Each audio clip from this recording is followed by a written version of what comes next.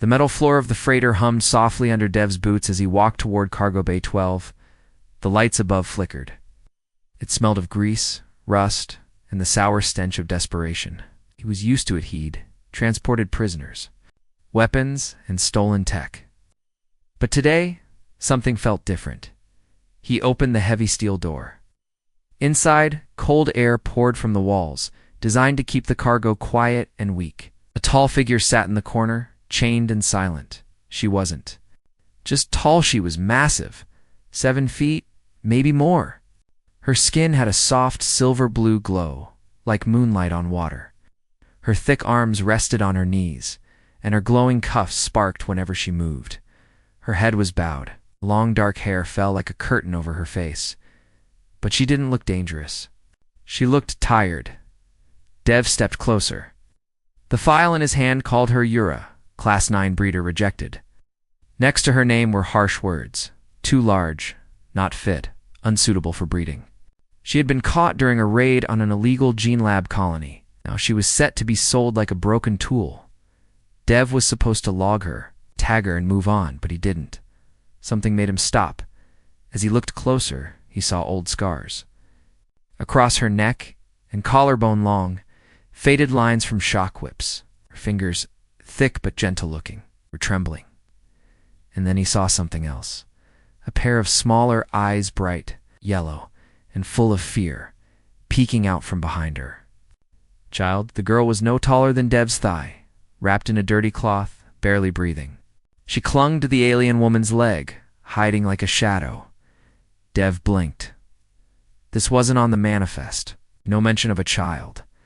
He stepped closer, slow, careful. The large alien woman finally lifted her head.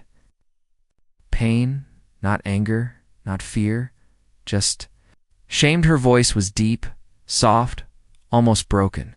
My body's too big, human, she said. I'm not fit to breed. The words cut deeper than a blade. Dev had heard many things on this job, pleading threats, cries, but never words so quiet, yet so heavy. She looked away again, expecting him to nod, to tag her, to walk out and leave her to be sold. But Dev didn't move. He looked at the cuffs on her wrists, the child at her feet, and the hopelessness in her voice. He thought about the hundreds of beings he'd moved across the galaxy. Criminals, rebels, innocent refugees, all labeled the same, cargo. And now here she was, labeled, judged. Forgotten. Dev took a breath. You're not property, he said quietly. You're people. Yura looked up sharply. Her eyes widened. Her breath caught. Nobody had said that to her before. Not since the day she was taken.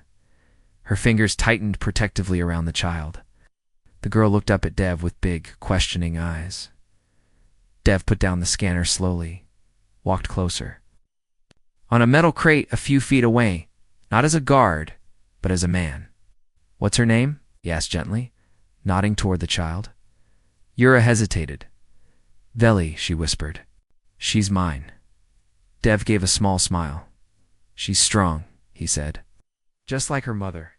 Yura flinched slightly at the word. Mother, she hadn't felt like one in a long time. Day had told her she wasn't made for it, that her body was a mistake. Too wide. Too tall. Too slow. They said she should have been recycled like defective machinery. But Veli still lived, because she had run, because she had fought, because she had survived. Dev stood up again, suddenly serious. If anyone finds out about her, they'll separate you, sell her somewhere dark, somewhere worse. Yura didn't speak. Her silence said she already knew. Dev turned, walking back toward the control panel. His hand hovered over the scanner. Just a simple tap, and she would be processed like all the others. He stared at the screen. Then he smashed the panel with the side of his fist. Sparks flew. The lights blinked. Cargo Bay 12 was now offline maintenance mode. He turned back to her. I have a small supply pod in Section 4, he said. It's dark. Quiet. No cameras. She stared at him in shock. Why? She asked. Dev shrugged. His voice was calm. Because you're not broken, he said, and that child deserves more than chains. He walked over and took out a small key, unlocked her cuffs. They fell to the floor with a clink. Yura rubbed her wrists, confused, shaking. Veli hid behind her again. Dev offered a hand. Come on, before anyone notices. She didn't take his hand. She stood on her own towering over him, but her eyes were different now, not empty, not ashamed, just uncertain, and that was better than hopeless. Together, they walked out of Cargo Bay 12, leaving the scanner, the chains, and the label unfit behind them. The corridor outside the cargo bay was dim, narrow and filled with the soft whir of machinery. Dev moved fast, his boots light against the floor. Behind him, the alien woman followed, carrying the child in her arms. She didn't say a word, and neither did the girl. But both of them glanced around nervously, as if the walls themselves might betray them. Dev knew time was running out. Bay 12 had gone into maintenance mode. A trick he'd used only once before, but that wouldn't fool the system for long. Sooner or later, someone on the upper deck would notice the file was corrupted or missing. He punched in a code near a hidden panel, and a small section of the wall hissed open. Inside was an old storage pod, about the size of a truck cabin. Wasn't made for living, but it was clean, dark, and hidden from sensors. He stepped aside and motioned for her to enter. She paused. Her tall frame bent slightly as she stepped inside, careful not to bump the edges. Her eyes scanned the wall's plain steel with a soft hum. Not a cell, not a cage, just space. Dev followed, pulling the door shut behind them. The soft hiss sealed. The pod. They were alone now. For a long moment, silence settled in.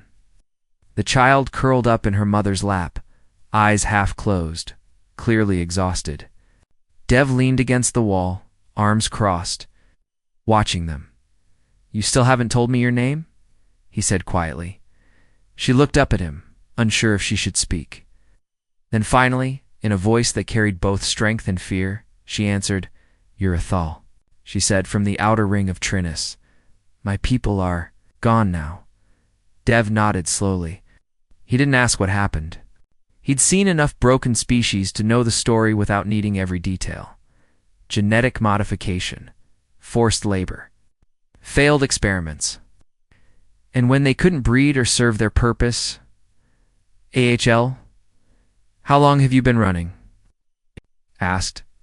Since Veli was born, she said softly. 3 cycles. Dev did the math.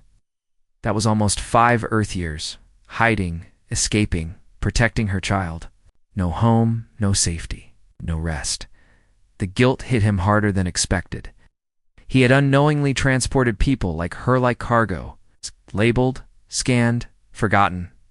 She doesn't talk much, Dev said, nodding toward the girl. She listens more. Then she speaks, Yura replied. She's had 2. Dev sat down across from them. Pod was quiet, but tension still sat between them. I don't know what your plan is, she said suddenly, but if they find you helping us, they'll kill you. Slowly, gave a small smile. They try that every other week anyway, he said. Smugglers aren't loved by anyone. Yura studied him for a long time. Her silver blue eyes were hard to read, intelligent, alert, but always holding back. She didn't trust easily. Why would she? Everyone she'd met had either used her, sold her, or tried to break her. You should have walked away. She said. I didn't want to, Dev replied. That answer seemed to shake her more than a threat ever could. Suddenly, a beeping sound echoed from Dev's wrist unit. He checked it. A red warning flashed across the screen. Inspection alert, cargo hold 12. Unauthorized access flagged. He cursed under his breath. They're coming. Yura tensed. Her muscles tightened like coiled steel. She shifted the child behind her, her large hands ready to shield. Dev stood quickly. Pulling open a floor panel in the pod, he reached inside and yanked out a satchel filled with old tech signal jammers, cloak generators, and a small plasma pistol. He tossed her the jammer, put that around Veli's waist. It'll scramble her heat signature. Yura caught it but hesitated. You trust me with tech? She asked. If I didn't, I wouldn't have unlocked your cuffs, Dev said. She said nothing more, just strapped the device onto her daughter gently. Veli clutched her mother's neck tighter, but remained quiet. The inspection would begin in minutes. Dev had to move fast. I'll reroute them toward the drone hangar, he said. Cause a short circuit, make them think it's a false alarm. If it doesn't work? Dev gave her a sharp look. Then you run. Through the vent, shaft at the back. There's a docked supply skimmer. It's old, but it flies. I'll set it to autopilot for the mining fields of Petronine. You're staying behind? She asked. If they don't see me, they'll scan. This pod, and I can't let them find Veli. Yura stared at him like she was trying to read the truth in his bones. I don't understand you, she whispered. You don't have to, he said with a grin. Just stay alive. And with that, Dev slid open the panel, slipped into the corridor, and vanished. Inside the pod, Yura clutched her daughter and listened to the soft hum of the systems. Mesu looked down at the strange little device around Veli's waist. Human. Technology, but used to protect. Not control. For the first time in years, she didn't feel like prey. She felt guarded. She didn't know what Dev was risking for them. She didn't know how this would end, but in that quiet moment, as Veli's small fingers wrapped around hers and the warmth of the pod held them close, Ura allowed herself a single thought. Maybe. This human wasn't like the others, and that was more terrifying than any weapon she'd ever faced. Asterisk. The engines of the freighter hummed through the walls like a restless heartbeat. Inside the hidden pod, Yura sat motionless, her back pressed against the cold metal wall. Her daughter nestled close under one thick arm. Time moved slowly. Every soft clang or distant footstep outside made her flinch. She had spent years hiding, but never like this. Not with a human risking his life for her. Not in a ship that smelled of oil and steel. And something strangely warm-like. Trust. She wasn't sure she liked the feeling. Veli stirred softly, her small fingers gripping the edge of Yura's thick shoulder armor. The little one hadn't spoken since they boarded. Not a word. But Yura could feel her heartbeat quicken every time a sound echoed too close to the pod. It reminded her of the nights on Trinus. Huddled in burned-out villages where the sky rained ash and patrol ships searched for signs of unwanted life. She pushed the memory away. Suddenly, a spark jumped from the wall console. Hiss of pressure. The hatch opened. Yura lunged forward. Arm ready to shield Veli, but it was Dev. He stumbled inside, face bruised, blood dripping from his right temple. His breathing was ragged. Yura caught him as he collapsed. His weight was nothing to her. But the sight of him injured made something twist deep in her chest. What happened? She asked quickly, voice sharp. Diversion worked. Barely, he gasped. I sent false heat signatures to the drone hangar. Made it look like a reactor leak. Bought us time. But one of the guards saw me near the override panel. I had to. Run. She pulled him deeper into the pod and shut the hatch behind them. Belay reached for his hand. Dev gave her a weak smile. Hey, little one. Still quiet, huh? Veli looked at her mother, then nodded. One small gesture. One small moment of trust. Yura laid Dev down, checking his injury. It wasn't deep, but the bruise had already started to darken. She tore part of her sleeve and pressed it gently against his forehead, a creature designed to be a warrior. Her touch was gentle, almost careful. You're lucky they didn't shoot, she muttered. I think they wanted to, Dev said, chuckling. But the auto turret in Bay 6 nearly roasted them. One more minute, and they would have found the heat jammer on your daughter. Yura's jaw tightened. She felt helpless, and she hated that feeling. She was bred to be strong, bred to serve. Royal bloodlines, not hide like a wounded beast. She sat back, staring at the ceiling. You shouldn't have come back, she whispered. Dev turned his head toward her, eyes steady, despite the pain. I said I would. And what am I to you? She asked, not looking at him. Do you gain from this? You don't know me? You don't know what I've done? He didn't answer right away. The silence was heavy. Finally, he spoke quiet but firm. You. Think being told you're not worthy means you're broken, he said. But I've seen monsters. I've seen real ones. Right. People who smiled while children starved. Commanders who erased colonies for credits. You're not one of them. She turned to him, eyes hard. I was made for breeding, Dev. Just that. When I couldn't carry more than one child, they threw me aside like scrap metal. You think I don't know what I am? Dev sat up slowly, wincing. He looked her dead in the eye. I don't care what they made you for, he said. You're a mother. You've kept her alive through hell. You're more than they ever gave you credit for. The words hit her like a thunder strike. Not because they were loud, but because they were the first words in years that didn't treat her as a function, but as a person. Her body, massive and powerful, began to shake quietly. From fear. From something deeper? Grief. Released, she turned away quickly, as if ashamed of the emotion rising in her throat. But Dev saw it, and said nothing. Minutes passed. Then, a soft mechanical chime echoed inside the pod. Yura turned her head sharply. Dev reached for the wall panel. Incoming transmission, he said. Uncoded. Someone's trying to ping the ship. Yura's eyes narrowed. Can they track us? Not through this pod, he said. But we need to move. They'll scan again soon. Can't stay hidden forever. She stood. Her body filled the cramped space as she towered over him. There's a mining outpost, she said, suddenly calm. On the dark side of Petronine, abandoned. My people used to trade there before the wars. If we make it there, we might find allies. Dev raised an eyebrow. Allies, her jaw clenched, or ruins. Either way, it's better than waiting to die here. He nodded, set course. She hesitated. You trust me to navigate your ship? I trust you to keep your daughter safe, he said. That's more than enough. Her hand hovered over. The consolian fingers, thick and powerful, touching the keys with unexpected grace. The ship's interface flickered. Coordinates entered. She paused, then looked at Dev. I don't know what kind of human you are, she said. Maybe I'm the broken kind, he replied. Veli smiled for the first time, and in that broken pod, between a giant alien mother, a bleeding human pilot, and a child born into exile, something new was forming, not just survival, but family. Asterisk.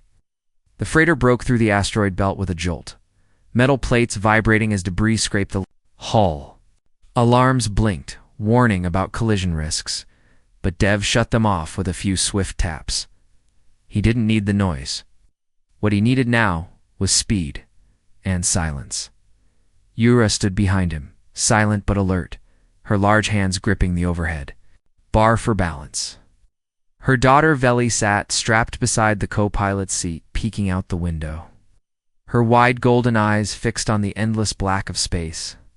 The mining station on Petronine was still 2 hours away, but trouble came faster. A soft pin echoed from Dev's control board. He didn't react at first, just stared, then a second ping. Yura leaned forward.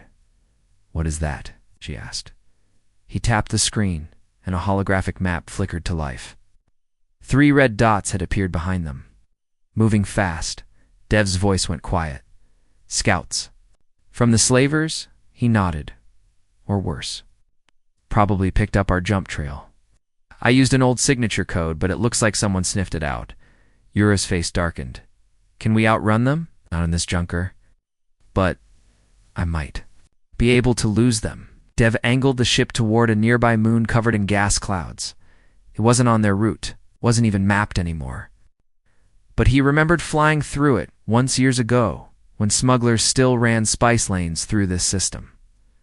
Thick clouds, it's unstable gravity, it's no tracking. Perfect place to vanish or crash. As the ship dipped low into the gas layers, the light outside shifted from black to red, then to a strange glowing green. The controls twitched.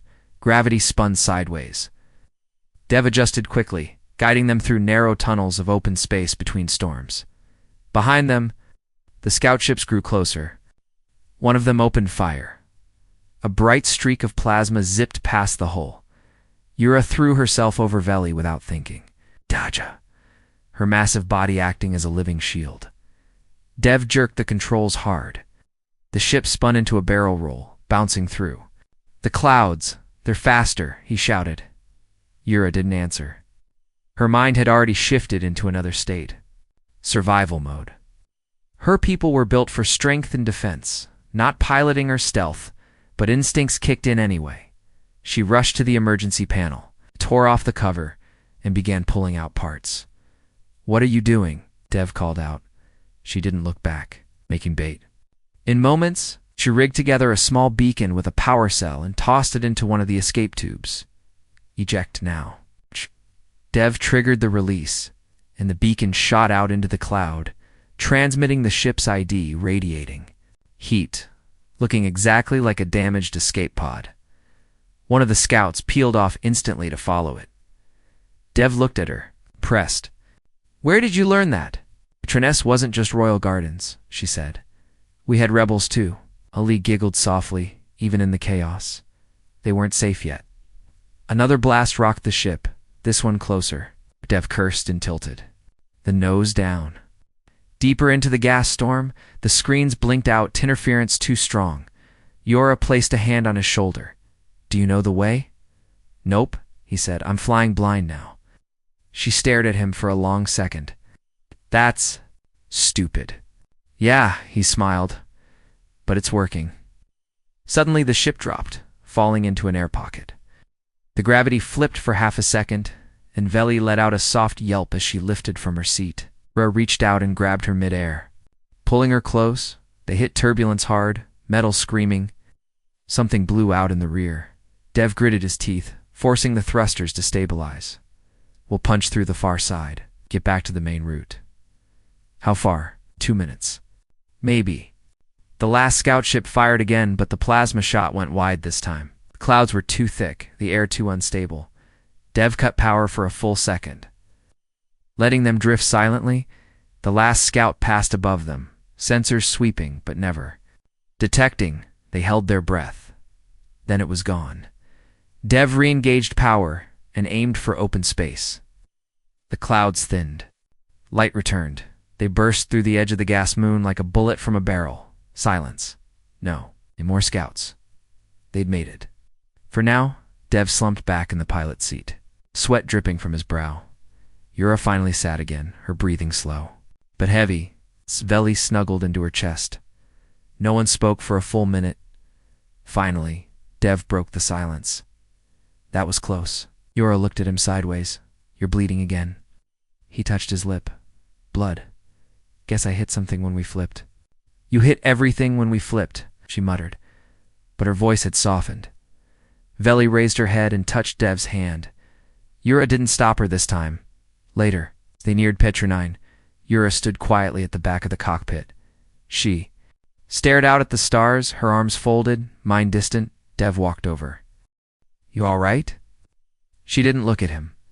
"I don't feel weak when I'm around you," she said. "It scares me." Dev didn't answer. He didn't need to. Instead, he reached out and placed a hand gently on her forearm. She didn't pull away. Not.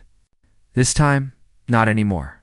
The surface of Petronine loomed ahead, like a scarred wound in the blackness of space. It wasn't a planet anyone wanted to visit. It was a forgotten moon, abandoned after a mining collapse wiped out most of the settlers. The scars were still visible even from orbit. Massive cracks split the ground like ancient veins and rusted. Metal towers reached up from the dust like broken bones. Dev landed the ship in silence. No alarms, no beacons, no greeting.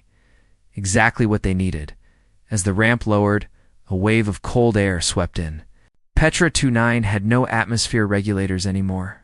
It's just dry wind, frozen ash, and silence.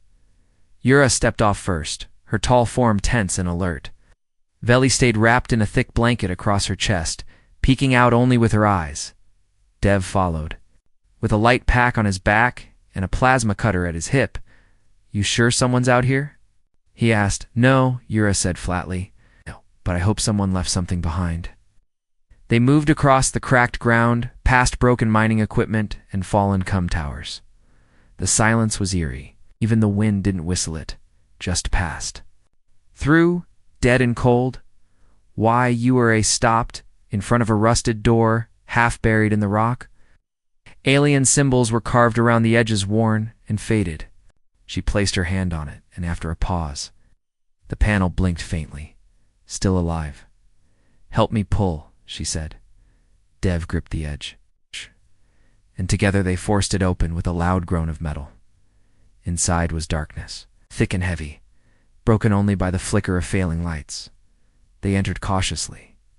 It wasn't just a mining station, it was also a hidden sanctuary, once used by Trinus rebels during the early days of the genetic purges. Dev activated a small lamp. As the light spread, they saw metal bunks, shattered computer consoles, old tools, and bodies. Bones. Dozens of them. Yura went still. Her eyes scanned the room, then the far wall. A massive carving was still visible. Her people's symbol for rebirth was cracked, but not erased. "These were mine," she said softly. "The ones who refused to serve, who hid, who fought, who died." Dev didn't speak. He just placed a hand on her back. She didn't flinch this time. She moved deeper into the sanctuary, past the bunks, past the fallen rebels, into the command chamber. Here, the lights blinked weakly, but still responded to touch. She pressed her palm to the console. Identity, Urethol, Gene Line 8. Confirmed. The station hummed to life. Panels lit up. Screens glowed faintly. A hidden door slid open at the back, revealing a chamber of preserved tech. Not weapons. Not gold. Knowledge. Genetic tools. Bioscanners. Ancient code from before the purges. She stepped inside, like someone walking into a temple. Dev followed, eyes wide. "What is this?" "The archive," she said. "What the royals erased from our people. Proof that we were more than breeding tools. That we could live, heal, grow on our own." She turned toward a glowing pedestal, and this, she whispered, might save us all. Dev stepped closer. The device pulsed gently. A mix of alien and human code blinked across the screen. "What's it do?" "It repairs what they broke," she said. "Our genes, our bodies, our future." Dev's breath caught. "You mean could have children again? Real ones?" Ura nodded. "Not just me. All of us. The exiled, the discarded. They thought they destroyed it." Dev looked at her, not just tall, not just powerful, but whole. Finally, there was something in her eyes that hadn't been there before. Hope. But the moment shattered as a warning blared through the system. "Unauthorized signal detected. Proximity breach." Dev ran to the panel. "They followed us. It must have tagged the heat leak after all." Yura looked around quickly. "There's a back tunnel. Leads through the lower shafts. I used it when I was a child. We can run." Dev shook his head. "If they want this tech, they'll destroy it." Yura clenched her fists. "Then we take it with us." "No," Dev said, thinking fast. "We can't carry all of it. But we can upload the code, transmit it, scatter it across systems. Hidden channels." He started typing the system WHIR, red.data. Streamed outside. Sound of ships landing echoed through the stone like distant thunder. Veli clung to her mother's side. Eyes wide but calm, Yura looked down at her. "I swore I would never let them touch you," she whispered. She turned. "To Dev, I'll hold them off." He froze. "No, you can finish the transmission. You can protect her. This is what I was built for." "I don't care what you were built for," Dev said, stepping forward. "You're not a shield. You're not a weapon. You're their future. That's worth more than your death." Their eyes locked. Tension, fire, fear. Then Veli did something none of them expected. She reached out and grabbed Dev's hand, and then Yura's. She placed both hands together and whispered her first words. In Day's stay, Yura's throat tightened. She knelt slowly and held her daughter close, then looked at Dev. "We stay. We fight. Together." He nodded. She turned back to the console. "If we survive," she said, "I'll tell you what my name really means." Outside, the enemy gathered. Inside, for the first time in years, Yura didn't feel alone. She felt ready. and she had everything to fight for, asterisk. The ground trembled. Dust fell from the ceiling of the underground chamber as the sound of boots and landing thrusters shook the buried sanctuary of Petronine. The enemy had arrived. Dev wiped sweat from his brow as the transmission system continued its slow upload, spreading the archive's genetic code across multiple dead channels and encrypted satellites. If they could finish the upload, Yura's people would have a chance, maybe even a future. But time was short. Outside the chamber, Yura stood silently in the corridor, just beyond the doorframe. Her body was tense but still. Her eyes weren't. Afraid anymore? Veli sat, tucked behind a wall panel nearby, hidden in a space small enough only she could fit. Dev had locked the panel from the outside with a press code. She would stay safe for now. Yura glanced at him over her shoulder. You said once I was more than what they made me for, she said. Dev nodded. I meant it.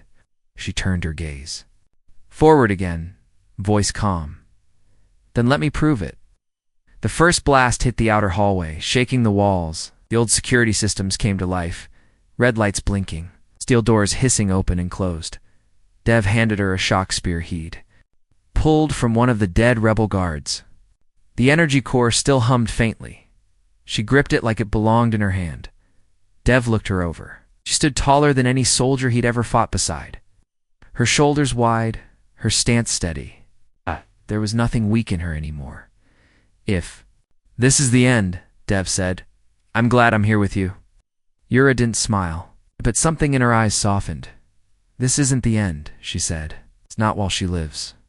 The enemy arrived. A group of soldiers in dark armor stormed the lower corridor, weapons drawn, visors glowing red. They didn't speak. These weren't bounty hunters. They were clean, precise, trained, royal assassins. Yura stepped into the light. They paused when they saw her. The one in front tilted his head. Subject Urathal, he said through a mechanical voice filter. You were ordered destroyed. Surrender and the child will be spared. Yura didn't blink. You said I was unfit, she said coldly. And yet here I stand, with more life in me than any of you. The soldier raised his rifle. She moved.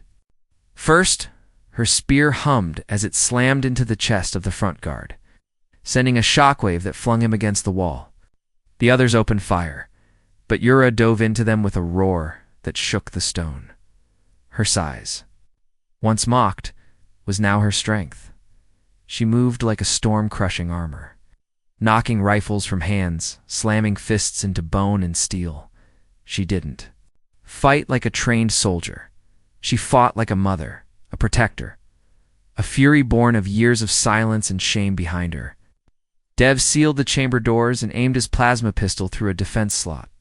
He fired clean shots, picking off enemies who slipped past Yura's reach.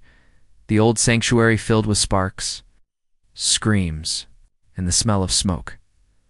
But they held the line. They fought as one. Each minute bought more time. Back in the chamber, Veli pressed her hands over her ears, but she didn't cry. She didn't scream. She whispered something only she could hear. Stay strong. Heck, Mama. The upload reached 70%. Yura fought like she was carved from steel. Blood on her face, deep cut across her ribs, but she did not fall. Then one soldier broke through the side tunnel. He slipped past the fight, crawled through a crack, and spotted the hidden chamber door. He aimed his weapon, and Dev saw him. No, Gev shouted, charging from behind cover. The soldier turned. A blast Dev tackled him before it landed, the shot burning across Dev's side.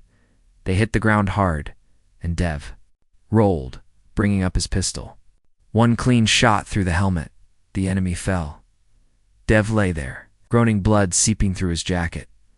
Yura turned at the sound and saw him down. Her heart dropped. She crushed the last soldier with a swing of her broken spear and ran toward Dev. She dropped beside him. No, you stay awake, she said, holding his face. Don't do this. Dev tried to smile through the pain. I told you, he said weakly. I'm broken, remember? Then let me hold you together, she whispered. The upload beeped. 99%. The archive flash screen. Transmission complete. Dev's eyes began to close. Yura grabbed the override key and slammed it into the wall socket. Ah! The sanctuary core lit up. She triggered the emergency lockdown, sealing the chamber. Asterisk. Then she lifted Dev in her arms, like he weighed nothing, and pulled.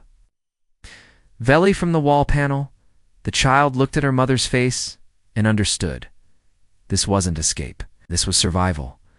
Yura ran through the back tunnel, through collapsing stone, through smoke and dust and darkness. She ran not because she feared death, but because now she had a future to protect. Asterisk. Yura moved through the collapsing tunnel like a living shield, her arms wrapped around Dev's limp body, Ellie. held tight against her chest. Smoke poured in behind them. Ow. The walls shook. Metal snapped. The sanctuary of Petronine, once a secret hope, was dying in fire and ash. But the code had been sent, and that meant something could still live. She emerged into the open air. Gasping, the cold of Petronine hit her face like a slap. The stars above blinked through gray clouds. The old mining platform groaned under her weight as she crossed it, snow crunching beneath her feet. A small emergency craft sat where Dev had parked it, half buried in dust, but still intact. She kicked open the hatch with one solid blow and placed Dev gently inside. His breathing was shallow, his skin pale. A deep burn marked his side, just above the waist. She pulled off her cloak and covered him, her hands trembling. Veli sat beside him and placed her tiny hand on his cheek. "Will he die?" she asked softly. Yura swallowed hard. Her voice cracked. "No, not yet." She powered the ship. The engine sputtered, then roared to life. Petronine shrank behind them as the ship lifted off, but the memory of ITA, the fire. The bones, the rebellion stayed. Inside her, for hours, she flew in silence, focused only on reaching the nearest med station.